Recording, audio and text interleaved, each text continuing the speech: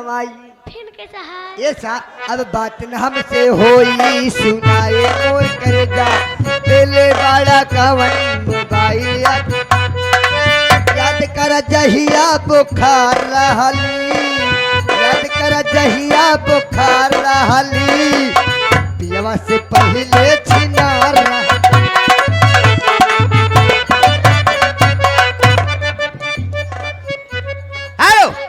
एक कोटेदार लहंगा निकलो जब डाल एक कोटेदार लहंगा निकलो जब डाल ये कोटेदार लहंगा निकलो जब डाल के ये कोटेदार लहंगा निकलो जब डाल के झुरिया चल जाए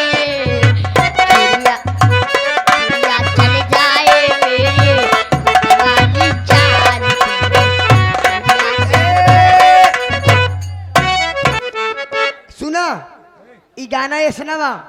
ये गाना ऐसा ये पेंदेदार लोटा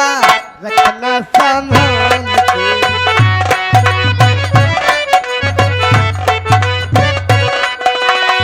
ये पेंदेदार लोटा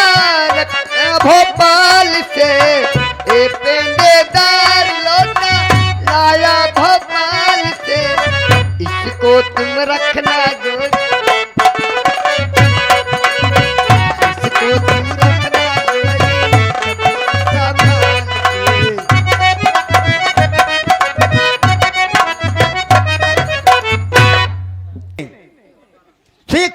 चहूर गजरा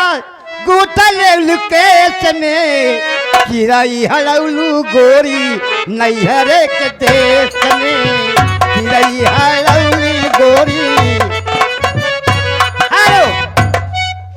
लगे हमारे लाला मिस्त्री जी साहब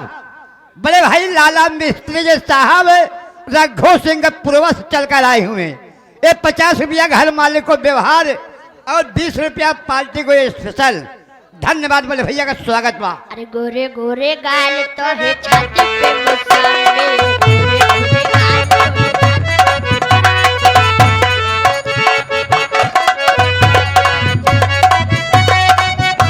मुसामे गोरे गोरे गाल तो है छाती पे मुसामे। हाँ ये गाना ये सुनावा इतना सही गाए मास्टर इतना सही गाए। अरे गोरे गोरे गाल ये मनोर श्रीमान हमारे बीडीसी मनोर श्रीमान हमारे बीडीसी 21 रुपया देता कहा तहा भिंडी बेच के चुम्मा लेवे हम बैसाख में चाहे देबू 1 लाख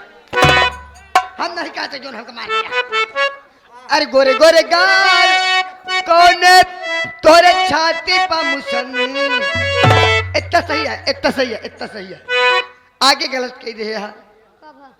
अरे गोरे गोरे गाल तोरे छाती पा मुसन्नी अरे तोरे घरे गए तो भाग गई तोरे अम्मी।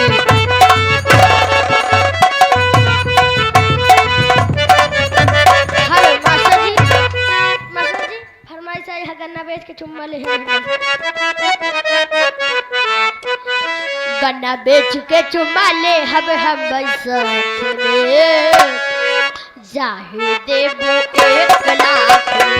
गन्ना बेच के चुम्मा ले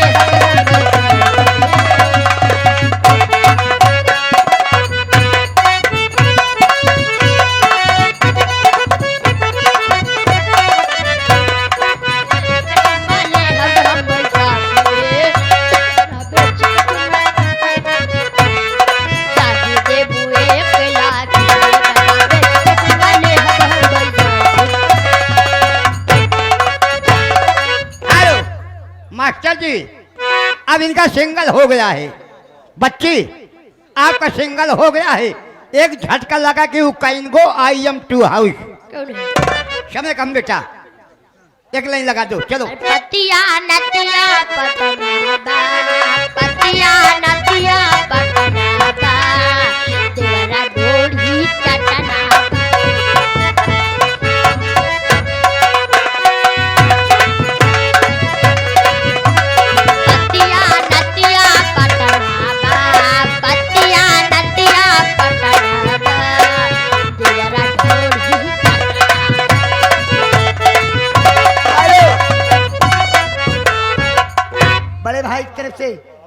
रुपया पुरस्कार फरमाइश यह है गन्ना बेच के चुम्मा लेवे हम बैसाख में। फरमाइश के कहे कहाँ भाई ये फरमाइश गन्ना बेच के चुमा ले हम बैसाख में जाहे देबो एक